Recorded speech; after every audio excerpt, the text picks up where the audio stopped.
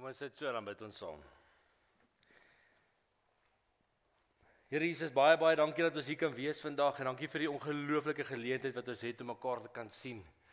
Dankie vir hierdie Kersfeestyd, vir Kersfeesliedjies, vir Kersfees samesyn. Dankie Here dat ons in U huis vandag by mekaar kan kom en mekaar in die oë kan kyk en saam U kan aanbid. Here, baie dankie dat ons ook vandag hier kan wees om ook te leer as ons U woord oopmaak en dankie Here dat U genade vir ons genoeg is. En dankie dat ons vandag daaroor kan gesels. Here, ons dink aan elkeen wat nie vandag by ons kan wees nie, vir watse rede ook al, of hulle 'n bietjie weg is met vakansie en of daar ook probleme by die huis is of wat ook al dit mag wees, of siekte of enigiets. Ons dra hulle aan U ook op en ons bid dat U ook U teenwoordigheid vandag in hulle lewens tasbaar en sigbaar sal maak. Here, ons sê vir U dankie vir die reën wat hier buite val, vir die manier hoe U ook hierdie wêreld herstel na 'n wintertyd. Dankie Here vir damme wat vol is, vir krane vol water, vir kos wat ons kan eet. Here, dankie vir elke seëning wat ons in ons lewe kan sien. En Here, vandag kom ons bymekaar en ons sê vir U Here, ons wil graag hoor wat U vandag in ons lewe vir ons wil deponeer, wat U vir ons wil leer en ons maak ons harte oop en ons vra dat U deur die Gees in elkeen van ons sal werk. Amen. En dan net hierdie ding skuif. Kom ons kyk, daar is hy. Ek wil net gou kyk of ek hier iets het om hier aan te steek. Ek sal dit nou doen.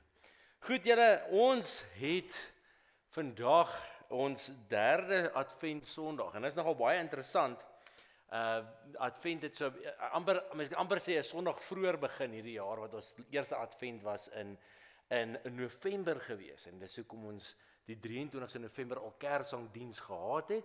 So ons is nou al lekker al by die derde Advent en julle weet wat dit beteken? Dit beteken volgende week is dit Kersfees, nee, volgende Sondag is dit laaste Advent Sondag, vierde Advent Sondag en dan is dit Kersfees. Kan ek dit gou sien? Wie van julle is opgewonde vir Kersfees? Kan ek dit 'n bietjie sien? Ja. Daar is verskillende redes hoekom mense kan opgewonde wees vir Kersfees.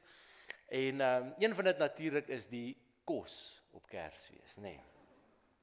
Ek was eendag daar in Steynsrus gewees, ek het daar gepreek en die preek was verby gewees en ek het daar by mense gaan eet. En daar was so 'n 5-jarige seentjie en die hele, jy weet hoe lekker Kersfeestafel, net die tafel het gekreun van die kos. En hy stap so om die tafel ewe en hy sing uit sy hart uit. Hy sê Kersfeeskos, Kersfeeskos. Hy was baie opgewonde gewees oor Kersfees. Maar julle ja, Kersfees is vir ons almal 'n ongelooflike spesiale tyd. En op 'n diep manier het ons 'n verbondenheid aan Kersfees. Nou, as jy iemand daar naby jou het, sê net gou vir hulle, gee vir hulle net een rede hoekom Kersfees vir jou spesiaal is. Net so vinnig langs jou, gee net so vinnige rede hoekom is Kersfees vir jou spesiaal.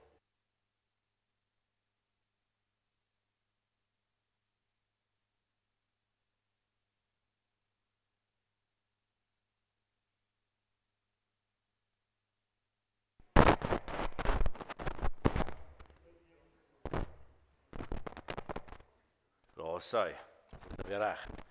Ja, Kersfees is vir ons almal op 'n unieke manier spesiaal. Ons elkeen het 'n rede.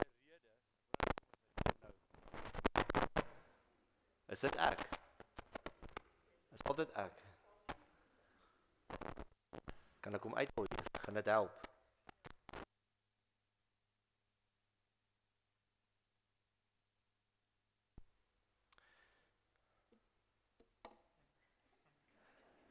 Hallo. Kersfees is vir ons almal 'n ongelooflike spesiale tyd.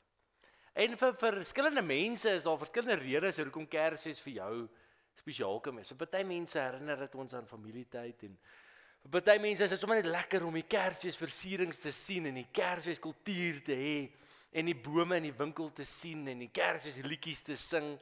Party mense hou weer van die Kersfees flieks wat op die TV is, daai Kersfees movies. Julle weet hoe werk dit. Die ou hy gaan na 'n plattelandse dorpie toe. Hy's eintlik 'n groot CEO van 'n maatskappy en ontmoet daar die liefde van sy lewe, koop sy werk en begin 'n nuwe lewe in die klein dorpie en almal is gelukkig na die tyd terwyl hulle Kersfeesliedjies sing. Dis hoe die liedjie, dis die plot van die storie. Partykeer is dit die vrou wat trek, maar hulle verander dit maar bietjie so. En party mense is weer lief vir Kersfees vir ander redes, vir presente of wat ook al dit mag wees. In verskillende sektore speel Kersfees 'n belangrike rol. In die verkoopswêreld en retail is hulle baie opgewonde daaroor as 'n Kersfeestyd aanbied, want dan gaan die verkope weer bietjie op. En in die kultuurwêreld is mense opgewonde vir Kersfees, want daar is nou geleentheid vir Kersfeesproduksies. So daar's verskillende redes hoekom mense hou van Kersfees en hoekom Kersfees vir ons belangrik is. Maar ek wil hê ons moet 'n bietjie dieper gaan. Ek het 'n vermoede dat ons elkeen 'n spesiale verbondenheid het aan Kersfees en dat dit vir ons regtig 'n belangrike tyd is in ons lewe. Dat dit 'n simbool is van iets dieper as om net 'n lekker Kersfees ete te hê of om met familie bymekaar te kom of om presente te gaan koop. Ek dink reg oor die wêreld het ons 'n wete, 'n besef in ons dat Kersfees 'n simbool is van een van die belangrikste dinge wat ooit met ons kon gebeur het in hierdie wêreld. Die boodskap van Kersfees is vir ons elkeen essensieel en belangrik in ons lewens. En vandag is dit my voorreg om ietsie van dit met julle te deel. Om dit te illustreer vandag, wil ek graag hê dat ons kinders net gou vorentoe moet kom. Kom Lucky, jy ook asseblief, sommer Jonika en Brenay. Naomi, ek weet jy's nou nie meer 'n kind nie, maar ek het jou genodig hierso. As hy Tyler is ook hierso. Ag Gian, jy's nou lank nie meer 'n kind nie, maar ek wil jy moet my ook gou kom help hierso en sommer Thomas ook. Okay. Ek het julle nodig. Ek het mense uit die verskillende tye nodig. Goed. Al wat ek vandag wil hê julle moet doen is 'n baie eenvoudige som. Julle kan vir my, al wat julle moet doen is, julle moet vir my 'n reguit lyn maak. Sommer so dwars oor die papier. Okay, so elkeen van julle gaan 'n kans kry. Jy vat so lank 'n vetkruit, deel hom aan, deel hom uit. Elkeen kry 1 vetkruit en jy kry 1 kans om die reguitste lyn te teken wat jy moontlik kan. Alright, so ek gaan die papiere hierso sit. Ons kan sommer begin met die eerste 4. Kom julle sommer gou Gian, jy en Tyler enige van op die breedte van die papier. Okay, so hulle het verskillende tegnieke wat hulle het om lyne te trek. Sê dankie. As jy klaar is, kan julle net sommer vir my daar in die boksie gooi. Okay. Hou net jou papier by jou. Okay, hou net jou papier by jou as jy hom geteken het. Okay, dan kan julle 3 gou kom en teken julle gou vir my reguit lyn. So goed as wat julle kan. Hierso is baie tegnieke. As hy berei, daar's vir jou enetjie. En ek gaan ook sommer gou try om 'n reguit lyn te teken. Ons vat 'n bloue. Goed, nou ek wil julle moet nou vir my na jou lyn kyk. En dan moet jy nou vir my sê, dink jy jou lyn is presies reguit? Okay, wys dit nou vir die mense hierso. Dink julle my lyn is reguit?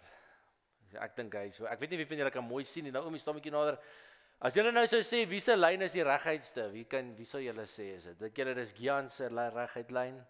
Naomi sê dit hierso is nogal 'n baie goeie hand daar gehad. Tyler, miskien jy dalk. Jy het bietjie gekurve hierso, Lucky. Hierso jy het 'n bietjie geskrik. Ek sien hy het en dan kom ons kyk vir Brenaytjie. Baie mooi. So wie sou julle sê hierso die reguitste lyn? Brenay. Ja. Of ek dink Naomi, nee, sy het die reguitste lyn. So kom Naomi, kom ons toets gou jou lyn met 'n liniaal. So Naomi se lyn is redelik baie reguit, maar hy gaan nog steeds uit 'n kurwe op boontoe, nee, natuurlik. Is daar iemand hierso wat nog wil toets? Is daar iemand hier wat wil toets of hulle reguit lyn? Wil jy toets? Kom ons kyk, Jonika. Ons kyk gou jou lyn. Hoe reguit is jou lyn? Hy's daar, hy het ook 'n kurwe op met bietjie riffeltjies. Okay, goed. Hy staan julle net hierso. Okay. So vandag se preek gaan daaroor om te sê dat ons almal probeer in die lewe om perfek te wees, om dinge reg te doen en om nie foute te maak nie. En ons het verskillende metodes. Ek het gesien Jan het sy vinger raak gehad en hy het hom gevat en Naomi het in haar kop wiskunde somme gedoen en dinge gemeet en Lucky het hom gegooi.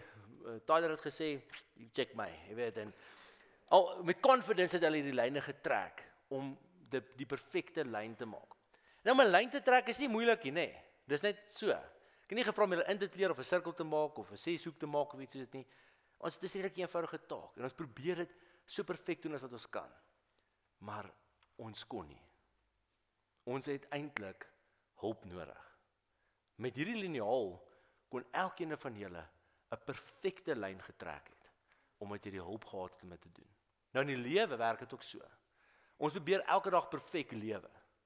Ons probeer elke dag die regte dinge doen. Ons probeer om nie te sondig nie. En ons doen ons heel bes om dit reg te kry. Maar ons skiet tekort. En daarom was Jesus belangrik en nodig in ons lewens, sodat Jesus die een is teen wie ons die lyn kan trek. Dat Jesus die een is wat ons perfek maak. Dat dit nie gaan oor ons vermoëns nie, maar oor Jesus se vermoë. Oor Jesus se liefde, oor Jesus se verlossingsdade. Alleen wanneer Jesus in jou lewe is, word jou lewe perfek. Nie omdat jy nie meer sonde doen of perfek lewe nie, maar omdat Jesus die kurwes uithaal en dit op hom neem. Jy rus teen hom en dan is jou lewe reguit. En dis 'n bietjie wat ons vandag vir mekaar gaan sê. Kom ons gee vir hierdie kinders 'n groot hande klap. Julle kan julle lyne saam met julle vat. Dankie. En julle kan dit opsit daar teen die muur en ek kan vir jouself sê, weet jy wat, dis okay. Ek hoef nie perfek te wees nie. Jesus is die een wat perfek is. Ek het so ruk terug het ek die voorreg gehad om so 'n bietjie rugby te kyk. En ek het in die rugby het ek agtergekom dat 'n mens maar 'n bietjie ook maar nie perfek is nie. Dit was die game gewees tussen die Wallis en Suid-Afrika en die Springbokke. Nou kan julle sommer klaar weet waarheen gaan ek met hierdie storie. Ongelooflike dag gewees as dit daai Wallis gaan speel. Wallis is 'n sterk span van nature. Ek sê daar's 'n paar lande in die wêreld wat goed kan rugby speel, wat rugby speel soos hy behoort gespeel te word, wat kontak rugby is, vaste rugby is. Wallis is een van hulle. En ek kon hoor toe Rassie praat, hy gaan nou gaan vir hierdie rugbywedstryd. Hy's met versigtiging besig om te praat oor die Walliese span, want ons het hulle klomp kere teen hulle verloor. Ons het hierdie wedstryd ingegaan en met 'n merkwaardige, triomfantelike tog het ons hierdie wedstryd gespeel. Man, dit was die 1-3 na die volgende 3 gewees. Ons het hulle geskram en ons het alles gedoen wat ons kon en hulle was 'n klomp keer op ons in ons gebied gewees, maar hulle kon dit nooit regkry om 'n 3 te druk nie. Ons kon hulle elke keer afweer. Ongelooflike spel gewees en ongelooflik goed gewees. Julle en hier, as ek reg onthou, so 5 minute voor die einde gebeur daar 'n voorval. Daar's 'n ou, sy naam is Eben Itzebeth. Nou kyk, Eben Itzebeth hy's bietjie langer as ek en ek dink as Eben Itzebeth kar bestuur hou met een hand vas, nê. So, want hy kan hom om die stuurwiel vas hou, hy vang hom so met een hand. Dis 'n massiewe ou. En 5 minute voor die einde van die wedstryd omtrent is daar 'n voorval. Jy kan nou sê agterkom hierdie Walliese ouens is nou 'n bietjie ongelukkig met die lewe. Hulle verloor nou baie sleg hierso. En jy kan agterkom die spanning op die veld tel nou regtig op. En op 'n punt kry hierdie spanning eintlik nou 'n kookpunt. En Eben Itzebeth is deel van hierdie kookpunt. En hierdie voorval gebeur. En as jy dit kyk en sê, "Joe, jene." En nou, nee, hy sê dit was nou nie eintlik reg gewees nie. En onmiddellik toe dit gebeur het die hele Suid-Afrika gesê, "Ag nee, dit was nou nie eintlik nodig gewees nie, nee." Maar wat daarna vir my gebeur het was vir my verskriklik interessant. Jy weet, hierdie ou is hy's een van die mees ervare Springbok spelers wat op daai veld was daai dag en hy het hierdie fout gemaak. En onmiddellik het die hele wêreld op 'n trein geklim en hulle was besig geweest om Eben Itzebeth te veroordeel oor hierdie ding wat gebeur het. Elke ou het 'n kommentaar gehad. Daar was video's gemaak oor. Mense het vir 10 minute lank gedebatteer oor hierdie hele ding. Daar was spotprentjies en daar was allerlei dinge gewees en mense het gesprekke oor dit gehad en almal het 'n opinie gehad oor hierdie een daad wat in hierdie 1 sekonde plaasgevind het. En dit was half Ek is seker daarvan iewers gaan Leon Schuster nog 'n liedjie hieroor ook skryf, nê. Jy weet, Eben Itzebeth, jy weet. En nou nog gaan die dinge aan en die mense is beskrik veroordelend oor die een daad wat hierdie ongelooflike ervare Springbok speler gedoen het. En van nature is dit iets wat hy saam met hom gaan dra vir die res van sy loopbaan dat die ding plaasgevind het. Hy is afgestuur met 'n rooi kort en hy is 12 weke het hy 'n skorsing gekry. En soos ek sê, die hele wêreld het op ou Eben Itzebeth afgekom in hierdie veroordelende manier. En ek het eenvoudig 'n tree teruggegee en ek het onthou die woorde wat ek eendag vir 'n vriend van my gesê het, nadat hy groot moeilikheid in sy lewe gehad het wat hy moes hanteer het. Ek het hom gesê, my vriend, ons almal is maar een besluit weg van groot moeilikheid in ons lewe af. Hoor daai woorde mooi. Elkeen van ons wat hier sit, is een besluit in ons lewe weg van groot moeilikheid af. Dis hoe naby dit aan jou kan wees. Nou is daar die een keer wat jy soos Eben Itzebeth jou koel verloor. Daar die een keer wat alles in die dag skeefloop en jy nie meer kan nie en iemand trigger jou en jy reageer. Dis daar die een besluit wat jy te vroeg neem. Daar die een waagstuk wat jy neem sonder om mooi daaroor te dink. Daar die een besluit wat jy vir die verkeerde redes maak en daar die een oordeelsfout. En as jy dit gemaak het, weet jy het nou moeilikheid. Onmiddellik. En dan verander jou landskap van jou lewe onmiddellik en het jy hierdie groot ding wat jy in jou lewe nou moet hanteer. En baie mense kom dan vanuit die staanspoor uit. Hulle sê nee, ek sal nooit in so 'n situasie wees nie. Jy weet, ek loop die stryd en narrow. Jy weet, ek doen die dinge reg en my paadjie is regheid, jy weet. Ek doen nooit iets verkeerd nie. Ek maak seker ek's elke Sondag in die kerk, lees my Bybel 3 keer 'n dag. Voor ek iets doen, dink ek 3 keer. Jy weet, ek maak seker ek stap die stryd en narrow. Ek sal nie hierdie ding kan doen nie. Moenie eers my in daai wêreld insit nie. En vir daardie mense sê ek is wonderlik en is edel en ons almal behoort so te lewe dat ons die regte dinge behoort te doen. Dis belangrik. Jy moenie elke dag opstaan en sê ek wonder wat se moeilikheid gaan vandag aanjaag nie. Nee, dis mos nie hoe dit werk nie. Jy weet, ons almal moet opstaan en sê ek wil vandag goed lewe en lewe dat die Here gaan glimlag oor my lewe. Maar vir jou sê ek pas op. Pas op om te oordeel. Want soms soek jy nie moeilikheid nie. Moeilikheid soek jou. Die Bybel sê nie vir ons verniet, die Bybel loop rond as 'n brullende leeu en soek om iets te verslind en te verskeer nie. Want hy wil jou van jou baan afgooi. Hy wil jou uit jou baan uitruk. Hy wil jou lewe vernietig. Hy het geen ander intensie in die lewe as om dit te doen nie. So moenie vanuit 'n hoogheilige posisie ander mense oordeel vir foute nie, want jy kan so maklik daarin beland sonder dat jy eers dit opsetlik wou doen.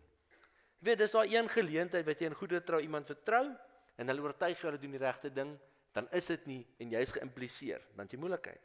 Of mense teiken jou, manipuleer jou, draai jou 'n rad voor die oë en voordat jy jouself kry, is jy besig met die verkeerde dinge, is jy besig met moeilikheid. Of onwetend, onskuldig, onopsetlik doen jy iets. En jy vind eers uit dis verkeerd nadat jy die moeilikheid het wat jy moet hanteer. En elkeen van ons het al in hierdie situasies beland. Gaan nie daaroor dat ons opsetlik iets verkeerd gedoen het of uitgegaan het om iemand iets aan te doen nie. Ek is absoluut seker daarvan, Eben Itzebeth het nie daai oggend opgestaan en gesê, ek is nou lus vir 'n 12 weke skorsing en 'n rooi kaart nie. Ek is seker daarvan, hy het nie, toe hy daai insident, toe dit plaasgevind het, gedink wat hy doen nie. In 'n oomblik is hy, ek sê, uitgelok en jy weet, hierdie ouens is vol adrenalien op daai veld. Hy het gereageer en nou het hy die goed om mee te deel. En wat die hartseer deel is dat mense vergeet, ons is almal maar mense. Ons is almal maar sondige mense. Ons is almal mense op soek na redding in hierdie lewe. En dan begin hulle mense te veroordeel. En Jesus spreek homself direk en baie ernstig daarteenoor uit in die bergrede. Ons lees dit in Matteus 7 vers 1 tot 5. Moenie oordeel nie, sodat oor julle nie geoordeel word nie. Met dieselfde oordeel waarmee julle ander oordeel, sal julle geoordeel word. En met dieselfde maat wat julle vir ander meet, sal vir julle gemeet word. Waarom sien jy die splinter raak wat in jou broer se oog is, maar die balk in jou eie oog merk jy nie op nie? Hoe kan jy vir jou broer sê, wag, laat ek die splinter uit jou oog uithaal en intussen is daar 'n balk in jou eie oog. Hygelaar. Haal eers die balk uit jou eie oog uit, dan sal jy goed kan sien om die splinter uit jou broer se oog uit te haal. Dit word verder beklemtoon wanneer Jesus vir die mense leer om te bid. As hy leer mense om te bid, hy sê ons Vader, vergewe ons skulde soos ons skuldenaars vergewe. En Jesus vat effektief 'n lyn en hy sê, weet jy wat? Almal van julle is maar sondige mense. Almal van julle doen sonde. Almal doen verkeerde dinge, soms opsetlik, soms onwetend. Maar ons almal is eintlik op presies dieselfde vlak as dit kom by die dinge. En ons moet nie in 'n posisie kom waar ons mense veroordeel nie. Ons moet aanvaar, ons het 'n redder nodig. Jesus sê, ons almal maak foute. Ons almal is maar een besluit weg van groot moeilikheid af of sonde in ons lewe. Daarom is ons almal sondige mense vanuit ons natuur. Ons behoort daarom deernis en empatie met mekaar te hê en mekaar nie te veroordeel nie. Maar steeds mekaar op die regte pad te help. Wanneer jy jou 'n hoogheilige posisie prysgee en vanuit 'n nederige posisie begin om iemand reg te help. Wanneer jy met iemand 'n pad begin stap en sê, weet jy, Morgan, ek en jy is maar op dieselfde vlak. Ek het ook al foute in my lewe gemaak, maar ek sien hierdie ding gaan moeilikheid maak in jou lewe. Kom ons kry jou op die regte pad. Dis die manier hoe Jesus vir ons sê ons behoort te handel. Om nie te fokus op die veroordeling van mense nie, maar om te fokus op die reg help van mense. Want ons almal is maar eintlik sondige mense. Ons almal maak foute, dit maak van ons mens. En dis hoekom Kersfees vir ons so belangrik is. Kersfees is so belangrik want Jesus is die liniaal wat gekom het. Sonder Jesus het ons almal onder die veroordeling gebly staan. Want niemand van ons kan 'n reguit lyn trek nie. Maak nie saak hoe hard ons probeer nie. Maak nie saak wat ons in ons harte oortuiging het nie. Maak nie saak of ons onsself onttrek en in 'n klooster gaan bly iewerste nie. Iewerste gaan sonde ook sy merk laat op ons lewe. En staan ons dan eintlik onder die veroordeling van God. Maar hierdie ding wat plaasgevind het in 'n krib in Bethlehem. Hierdie gebeurtenis, hierdie Kersfees gebeurtenis, hierdie boodskap van Jesus wat gekom het vir ons sondes, wat gebore is in 'n stal in Bethlehem. Dit is jou vryspraak. Dis jou verlossing. Dis jou toegang tot 'n nuwe lewe. En dis hoekom Kersfees ons so ongelooflik belangrik is. Want dit sê vir ons, jou redder het gekom. Alhoewel jy nie in staat is om 'n reguit lyn te trek nie, het die een wat reguit lyn kan trek, wat jou skewe lyn reguit kan maak, het gekom. En hy is hier. En ons lees dit in die woorde aan Josef in Matteus 1. Hier volgende geskiedenis van die geboorte van Jesus Christus. Toe sy moeder Maria nog aan Josef verloof was, het dit gebleik dat sy swanger is, sonder dat hulle gemeenskap gehad het. Die swangerskap het van die Heilige Gees gekom. Haar verloofde Josef, wat aan die wet van Moses getrou was, maar haar tog nie in die openbaar tot skande wou maak nie, het hom voorgenem om die verloving stilweg te verbreek. Terwyl hy die gedagte gehad het, het daar 'n engel van die Here in 'n droom aan hom verskyn en gesê, Josef, seun van Dawid, moenie bang wees om met Maria te trou nie, want wat in haar verwek is, kom van die Heilige Gees. Sy sal 'n seun in die wêreld bring, en jy moet hom Jesus noem, want dit is hy wat sy volk van hulle sondes sal verlos. Dit het alles gebeur soos die woord van die Here deur sy profeet gesê het, vervul sou word. Die maagd sal swanger word en 'n seun in die wêreld bring, en hulle sal hom Immanuel noem. Die naam beteken God by ons. Daai vers 21 resoneer by ons, wat sê, want dit is hy wat sy volk van hulle sondes kom verlos. Here, en dis hoekom ek dink op 'n kognitiewe en 'n subjektiewe manier, is Kersfees vir ons elkeen so belangrik.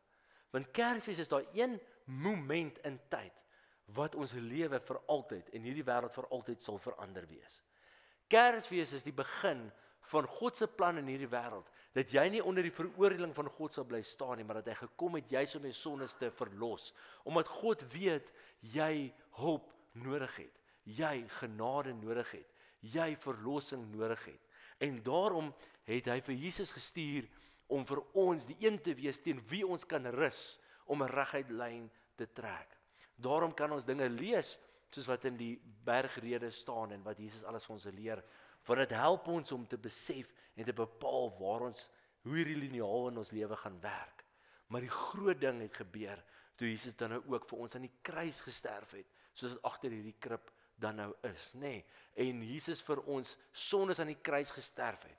So ons kan sê die krib is die begin van God se verlossingsplan in hierdie wêreld. Die kruis is die vervulling van God se verlossingsplan in die wêreld en sy opvaarding na die hemel toe en sy regterhand aan God waar hy daar sit, is dan nou die vaslegging van God se plan in hierdie wêreld. En daarom vandag 2000 jaar later kan jy steeds in die boodskap van Kersfees vashou.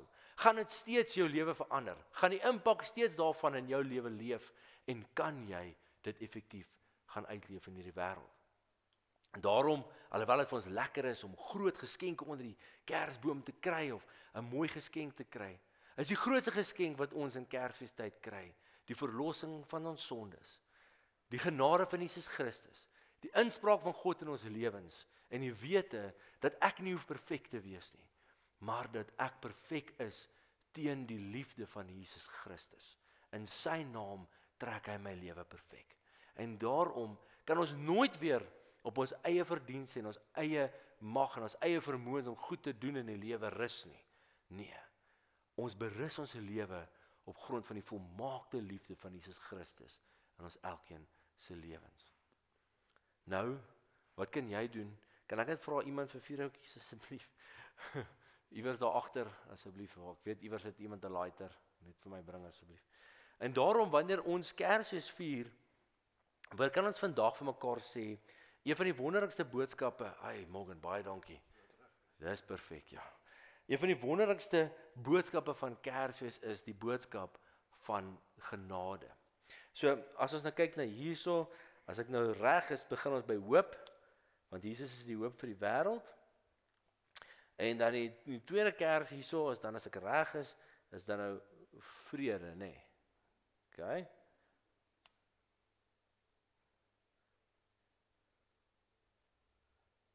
En as ek het gekyk op Google, en hy sê die vreugde Kers is wat ek nou moet aansteek. So ek kan dalk verkeerd wees, maar dit maak nou nie saak nie, dit is deel van my preek vandag. Is om te sê, die vreugde wat jy kan gaan deel in hierdie wêreld, die geskenk wat jy kan deel met hierdie wêreld, is om mense genadig te wees. Nou julle, dit klink dan nou so baie eenvoudige praktyk, maar dink gou 'n bietjie daaraan. As jy op enige sosiale media platform klim, word jy uitgenooi om kommentaar te lewer op wat ander mense doen. Dink gou 'n bietjie daaraan. Op Facebook, hoekom komment ons op Facebook? Want ons lewer kommentaar. En in wese kan daardie kommentaar verskriklik neerhalend wees. Kan daardie kommentaar mense veroordeel? Is daar baie mense wat op sosiale media gewerk het wat sê, hulle het in 'n ongelooflike groot depressie verval as gevolg van mense se kommentaar op hulle lewe. Ons word eintlik uitgenooi om 'n totaal onbybelse praktyk aan deel te neem, wanneer ons kan kommentaar lewer op ander mense se lewens en op wat hulle gedoen het. Ek weet nie of julle al so daaraan gedink het nie. Dis een ding om kommentaar te lewer op 'n mooi muurshoop wat hulle nou gewys het en gedokumenteer het en sê dis wonderlik om God se skepping te sien. Maar dis 'n ander ding om kommentaar te lewer, 5000, 6000 kommentare te lewer oor iemand wat 'n fout gemaak het. Dit is nie 'n Bybelse praktyk nie. Ons word uitgenooi om nie te veroordeel nie. En in Matteus 7 sê Jesus vir ons, jy gaan nie veroordeel nie, want dit is nie wat jy geroep word om te doen nie. Want ons almal moet aanvaar, ons is ook sondige mense. Ons almal is gelyk voor die Here. En geen persoon se foute staan uit bo ander nie. Die Here het gekom vir ons almal. En daarom wanneer jy deelneem aan gesprekke, veroordelende gesprekke, video's aanstuur wat mense veroordeel en oordeel, dan neem jy eintlik deel aan 'n negatiewe praktyk in hierdie wêreld, 'n onbybelse praktyk. En al vraag wat ek vir jou dan vra is, hoe deel jy die vreugde van Jesus Christus in hierdie wêreld wanneer jy dit doen? Die grootste geskenk wat jy hierdie jaar en elke dag vir iemand kan gee in Kersfees, is om hulle die vreugde te gee van 'n lewe met verlossing in. Ek dink baie keer aan 'n staptoer, as ons nou daar in die berge klim, en jy het jou stapsak op jou rug, en natuurlik het al jou blikkies kos en alles daarin, en jy weet jou eerste dag is dit darm 'n bietjie swaarder as die tweede dag, jy weet jy eet darm 'n bietjie van die kos, maar hy swaar op jou rug, alles is daar binne, en wanneer jy stop, en jy haal jou stapsak van jou rug af, en jy rus net 'n bietjie, ja, dis 'n ongelooflike bevrydende gevoel, né? Jong, dis am lekker. Dan, jy weet, op 'n punt, dan kyk jy daai stapsak, so as jy weer moet op jou rug sit, dan sê jy, joh, kan ek nie maar iewers 'n Sherpa of iets kry hier vir my te dra nie. En dis hoe ek voel oor sonde. Ek sê, die Here sê vir ons, ek haal hierdie las van jou skouers af, sodat jy met vreugde en vryheid en vrede kan lewe. Moenie nou weer hierdie sak op jou skouers sit nie. En ek glo dat die boodskap wat jy hierdie Kersfees vir mense kan gee, die boodskap is dat daar vreugde in jou lewe vir jou wag. Dat jy nie meer jou lewe hoef te definieer deur jou sonde en jou foute nie, maar dat jy dit kan definieer deur die kragtige liefde van Christus Jesus, wat vir jou gebore is in 'n stal in Bethlehem, vir jou gekruisig is aan 'n kruis op Golgotha, en verheerlik is waar hy nou langs die Here God sit in die troonsaal, waar hy ook deur die Heilige Gees Immanuel vir ons elkeen is, God met ons. Kersfees is vir ons elkeen belangrik, want sonder Kersfees was ons elkeen verlore. Kersfees is vir ons elkeen belangrik, want dit vertel vir ons die storie van ons redder, wat ons brood nodig het, wat vir ons sondes kom sterf het. As Jesus my nie veroordeel het nie, is dit nie ook hierdie Kersfees my beurt om ander nie te veroordeel nie. Mag ons daai boodskap van Jesus in ons harte laat leef. Kom ons bid saam. Here Jesus, baie dankie dat ons vandag kon stil staan by hierdie woorde. Dankie dat ons kon stil staan by die wonderlike gebeurtenis van Kersfees, dat ons nie hoef bang te wees om foute te maak nie, maar dat ons kan weet dat U die een is wat ons help om ook verby ons foute te kan leef, dat U die een is wat vir ons help om 'n reguit lyn te teken. Dankie dat ons nie meer op ons eie vermoëns hoef staat te maak nie. Here, ons bid dat U ook vir ons elkeen sal help met deernis en met empatie in hierdie wêreld te werk, en dat U ons sal help om ander mense te lei na U woord toe, dat ons dade sal verkondig van U dade, en dat mense daardeur ook sal wonder, maar in watter God glo ons, en dat ons hulle nader aan U kan bring. Here, dit is vir ons soms moeilik om te onderskei oor wat om te doen, wat om te sê, of hoe om op te tree, en ons vra dat U asseblief deur die Heilige Gees ook vir ons die onderskeidingsvermoë gee, sodat ons dade sal direk wys na U toe, en vir die wêreld sal wys hoe genadige, wonderlike, vreugdevolle, vredevolle verlosser Here Jesus ons dien.